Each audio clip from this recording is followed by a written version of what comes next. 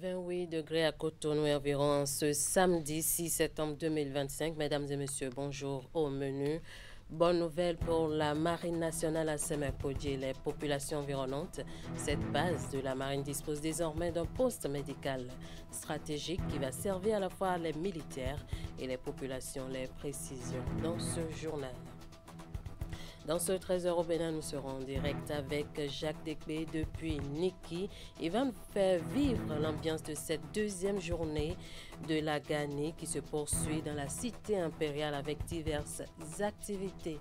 Et puis, clôture de séminaire, atelier du cadre de concertation des confessions religieuses. Plusieurs recommandations sont issues de ces assises qui ont duré 3 jours et ont rassemblé des centaines de délégués venus de diverses confessions religieuses. Les détails dans un instant. À nouveau, bonjour à Semek-Podji. La Marine nationale franchit une nouvelle étape dans la protection et le bien-être de ses hommes. Un poste médical stratégique vient d'être inauguré et servira à la fois les militaires et les populations. Les détails dans ce compte rendu. Érigée grâce au soutien de l'Agence belge de développement ENABEL, cette infrastructure sanitaire moderne traduit la volonté de doter la marine béninoise d'outils à la hauteur des défis sécuritaires et humains actuels. Bien plus qu'un centre de soins pour militaires, ce poste médical se veut un lieu ouvert, pensé pour accueillir également les civils de Semek-Podji et des environs. Conscient de ce que notre force réside aussi dans le lien qui nous unit à la nation, nous avons voulu que ce poste médical s'ouvre en priorité aux populations civiles. Ce choix traduit notre volonté traditionnelle de renforcer le lien armée-nation et de bâtir un vivre ensemble indispensable au développement de notre pays. Mon général, ce poste médical, fruit de votre soutien et de votre engagement, offrira une prise en charge complète, allant des soins courants aux traitements spécialisés, tout en mettant un accent particulier sur la prévention et la sensibilisation. Nos ambitions pour ce centre dépassent largement l'inauguration du jour.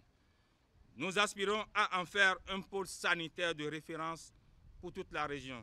Au-delà du symbole, ce poste médical s'inscrit dans un ensemble plus vaste. La construction en cours de la nouvelle base navale de Semek-Podji, elle aussi financée par ENABEL et l'Union européenne. Le soutien que nous apportons est de divers genres. Le soutien est d'abord cognitif, le renforcement des capacités d'intervention en termes d'apport théorique de la défense belge à la marine nationale. Et en second lieu, le soutien infrastructurel et équipement. Vous savez, la base navale de Semek qui est en cours de construction, qui est presque construite, est financée entièrement par ENABEL avec le concours de l'Union européenne et sera équipée entièrement par ENABEL et l'Union européenne. Et ce joyau va permettre à la marine nationale et au pays dans sa totalité de mieux contrôler les actes illicites qui pourraient provenir de l'Est. En inaugurant ce centre, la Marine nationale réaffirme ainsi sa vocation à protéger, soigner et servir.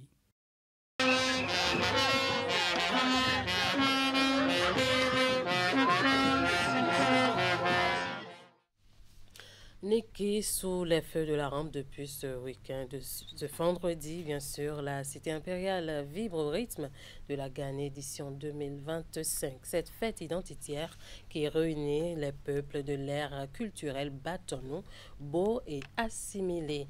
Les festivités se déroulent au palais impérial de Baroutem et dans l'arène de la Gani, 2 édifices nouvellement construits. On prend le pôle de la célébration sur place avec notre envoyé spécial Jacques Dekbe. Jacques Dekbe, bonjour.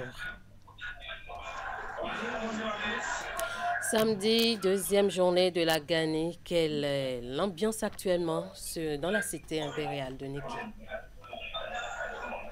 Oui, il faut dire que c'est une ambiance de grand fruit ici dans la cité impériale de Niki.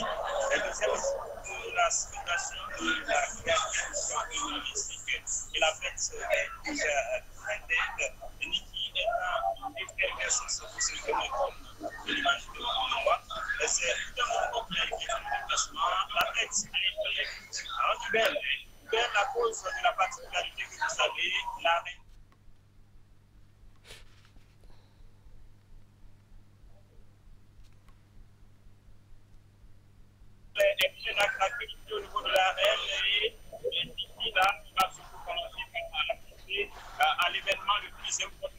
ici, c'est-à-dire le parcours rituel de l'empereur de Niki. Alors, plusieurs événements sont au menu de cette fête emblématique. Est-ce que vous pouvez nous en dire davantage? Oui, et comme je le disais tantôt, il faut dire que plusieurs événements sont au menu effectivement de cette célébration ici. Et le plus important, c'est le parcours rituel de l'empereur. On a commencé d'ici là, tout est déjà installé, les cavaliers, la population, les rois des différents royaumes qui sont déjà là, pardon, les autorités également, sont déjà présents sur place pour ce parcours rituel. Là, ça va s'effectuer en 9 étapes et c'est sur 12 kilomètres notamment. C'est l'un des événements les plus importants de la Gambie. Et chaque année, ça se fait ainsi. C'est un rituel qui ne peut se passer inaperçu ici du palais de la Gambie. Voilà c'est le principal événement du jour. Sinon, il y a également un match qui est un match dans le cadre de cette fête-là. Il y a d'autres événements qui vont venir l'édition 2017 de cette galerie. Alors, vous avez parlé de la présence de certaines autorités sur le terrain. Parlez-nous un peu de ces autorités présentes aujourd'hui, en cette journée de samedi. C'est vrai que sur ce point-là, on n'a pas assez d'informations. Généralement, il y a les membres du gouvernement qui sont là, la vice-présidente de la République, Mariam Sadi Kalata, est annoncée. Il y a également d'autres ministres qui sont annoncés aujourd'hui. On a vu une délégation du parti de l'opposition des démocrates également là. Les directeurs départementaux sont présents ici pour cette célébration, notamment le directeur départemental de l'intérieur de la sécurité publique qui a mobilisé une ordre de policiers pour que la sécurité y est. C'est un appel important de la chose. Donc les policiers, il y a également les militaires qui sont là pour assurer la sécurité de l'événement. Et certainement pas d'autres autorités qui vont effectuer le déplacement ici pour cet événement.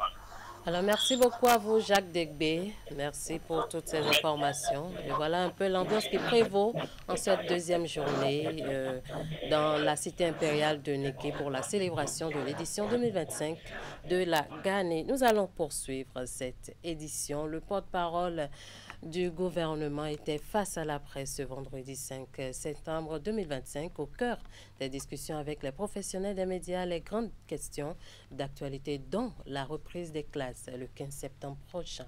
Wilfred Léon-Ouédi est revenu à ce propos sur les avancées enregistrées grâce aux réformes introduites dans le secteur. Nous allons le suivre. Nous avons, au thème de l'année scolaire écoulée, connu dans notre pays la première promotion de candidats au bac depuis des décennies ayant connu un cycle secondaire entier sans un jour de grève. Les enfants qui ont passé leur bac l'année dernière ont fait, grâce aux réformes qui ont été opérées par le gouvernement du président Talon, de la 6e en terminale sans connaître un seul jour de grève. Les enfants qui ont fait leur CEPE ont fait du CI en CM2 sans connaître un seul jour de grève. Et ceux qui ont fait le BEPC ont fait au moins du CE1 ou du CE2 jusqu'en 3e sans connaître un seul jour de grève. C'est utile à souligner parce que ça n'était pas évident. Et quand on voit les résultats qui sont de plus en plus éloquents, certains s'interrogent parfois sur la qualité de ces résultats ou leur sérieux. Je crois que c'est la conjugaison des efforts de tous les acteurs, allant du gouvernement aux enfants, en passant par les enseignants, les parents d'élèves, c'est la conjugaison de tous ces efforts qui nous permet d'avoir ces résultats. Et pour ce qui est du gouvernement, il va sans dire que les mêmes dispositions qui sont prises depuis quelques années pour avoir ces années scolaires normales, les mêmes dispositions à minima seront prises pour le compte de l'année scolaire 2025-2026.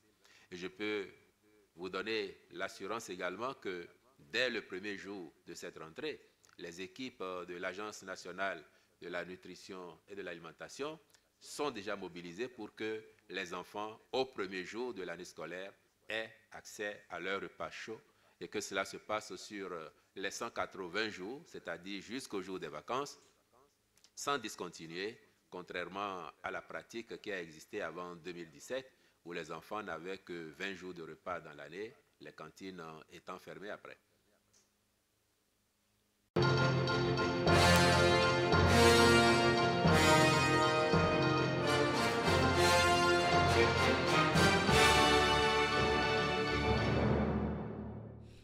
À l'occasion de cette rencontre du porte-parole du gouvernement avec la presse, l'une des grandes préoccupations des journalistes était liée à la démission du ministre Romuald Wardani du gouvernement, choisi comme candidat de la mouvance présidentielle. Sa démission du gouvernement pour préparer l'élection présidentielle de 2026 étant actuellement au cœur des polémiques. Nous allons suivre Wilfred Léon Ouedji.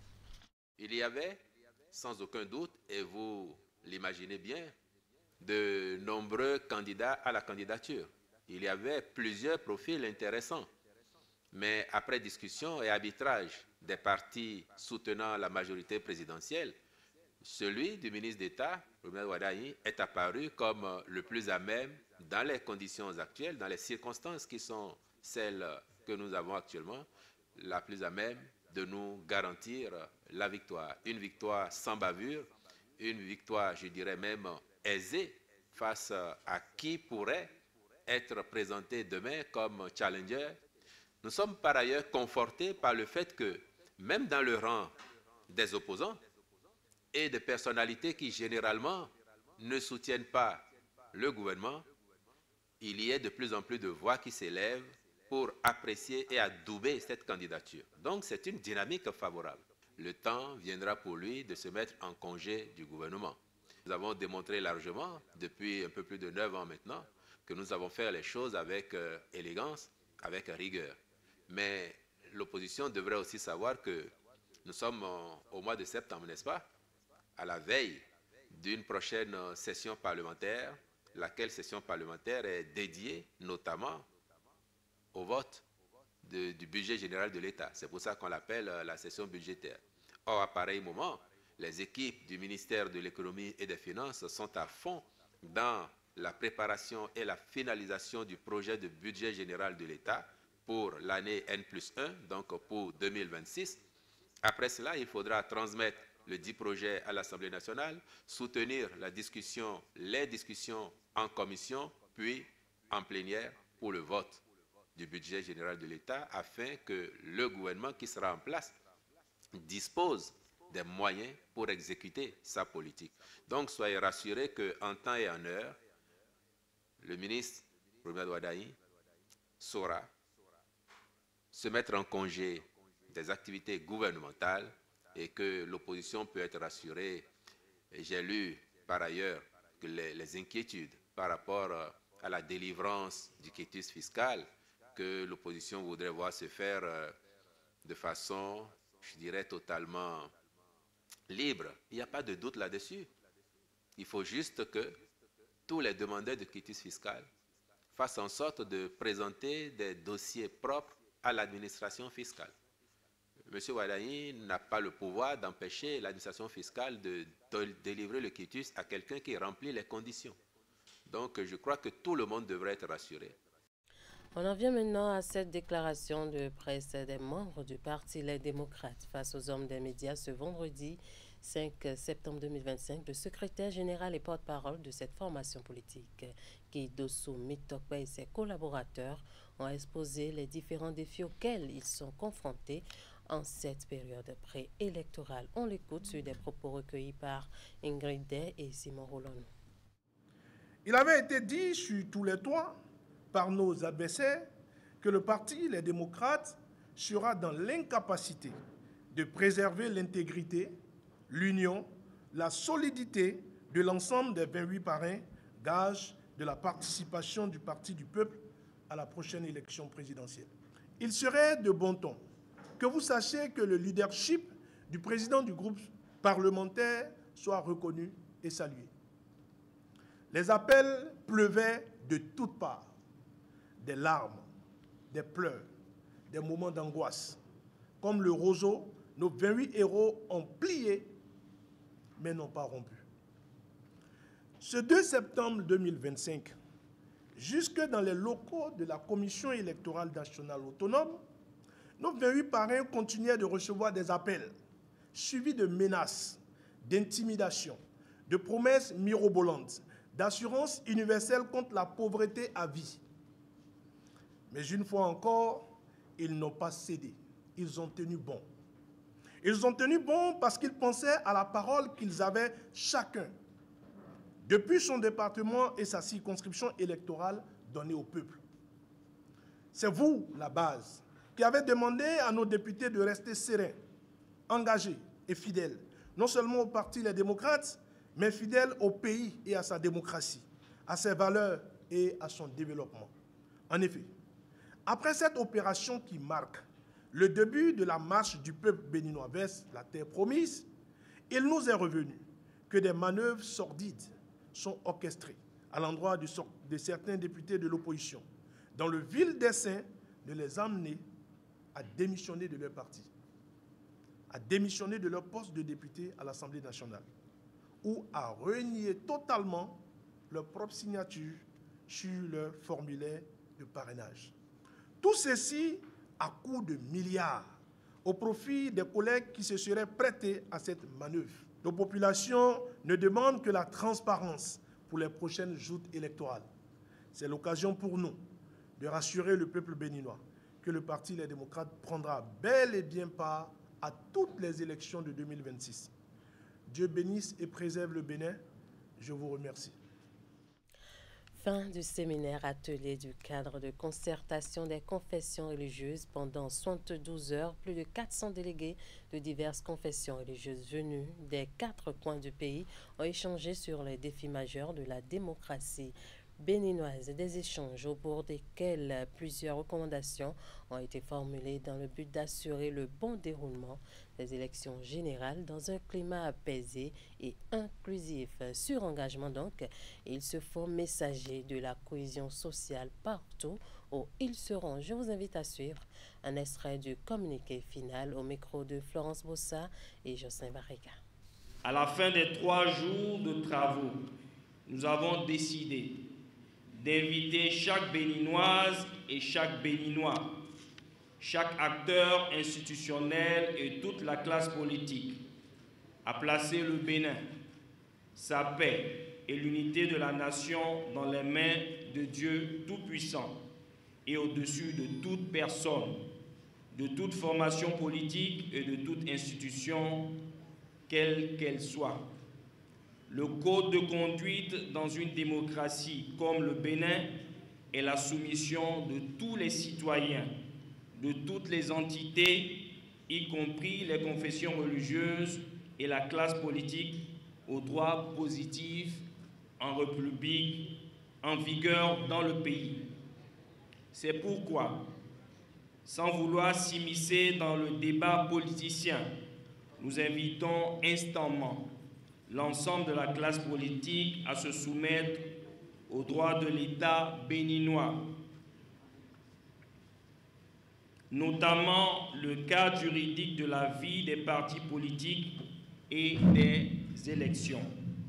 Nous encourageons par la même occasion les uns et les autres à utiliser les voies de recours nationales et internationales et le dialogue constructif pour résoudre les éventuels différends politiques et électoraux.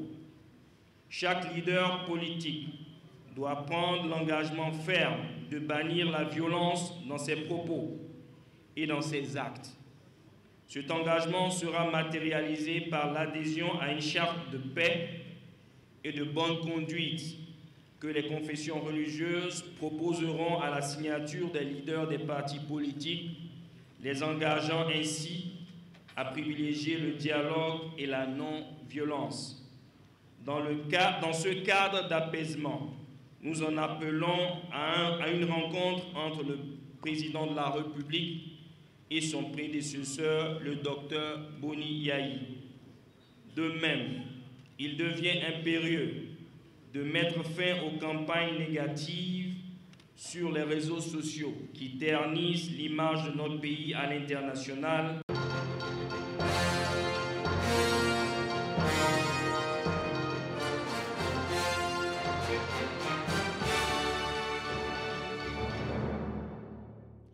De retour à Semepoji pour clore cette édition, on va parler de la passion du football qui s'est exprimée lors de la finale de l'édition 2025 du tournoi des vacances organisé par le maire Jonas Benameto. Au-delà du loisir sain qu'il a constitué pour la jeunesse, ce tournoi a été un levier de cohésion et de détection des jeunes talents. Retour sur ce rendez-vous sportif dans la commune avec Emma Rodon. C'est sur le terrain de l'école primaire publique de Glegbonou, Noir-de-Monde, que s'est jouée la grande finale du tournoi de vacances organisé par le maire de Semekpoudji, Jonas Benameto. Aux prises pour cette finale, l'équipe de Djefa Glegbonou en rouge et celle de Kpoudji en blanc. Après un cérémonial sobre où l'autorité communale a insisté sur le fair play, le coup d'envoi est donné très vite. La rencontre prend des allures spectaculaires. Portés par leur public, les joueurs de Glegbonou dominent sans partage la rencontre. Score final, 3-0 et Glegbonou s'adjuge ainsi le trophée de l'édition 2025. En guise de récompense, le vainqueur a reçu le trophée et un chèque de 200 000 francs CFA. L'équipe de Kpoudji, finaliste malheureux, reçoit une enveloppe de 150 000 francs CFA et le troisième du tournoi repart avec 70 000 francs. Dans son intervention, le maire Jonas Benameto a rappelé les objectifs de ce tournoi. L'objectif, c'est d'abord d'aider nos jeunes à s'adonner à des activités licites pendant les vacances. Ensuite, permettre de détecter des talents. Et ces talents, Dieu seul sait que nous en avons. Nous lançons donc un appel à toutes les bonnes volontés pour que de telles initiatives soient prises et que nos jeunes ne restent pas oisifs pendant surtout les vacances, que nos jeunes s'adonnent à des jeux licites, des jeux porteurs d'avenir, parce que tout le monde connaît aujourd'hui la valeur du football. Au-delà du spectacle sportif, cette édition 2025 du tournoi de vacances organisé par le maire de Semekpoudji a été une véritable fête de la jeunesse, confirmant ainsi que ce tournoi de vacances est un rendez-vous désormais incontournable. Merci de nous avoir suivis. Merci à toute l'équipe de rédaction, de réalisation et de diffusion. Passez un très bon week-end en compagnie des programmes de Canal 3 Bénin.